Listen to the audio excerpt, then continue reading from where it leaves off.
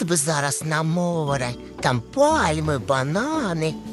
Щось так їсти захотілось. Час втамувати голод дечим по-справжньому екзотичним. Серія монопротеїнових консерв для собак від італійського бренду Дізігуаль з фруктами – це дійсно райська насолода. У складі лише м'ясо кролика високої якості та свіжий банан.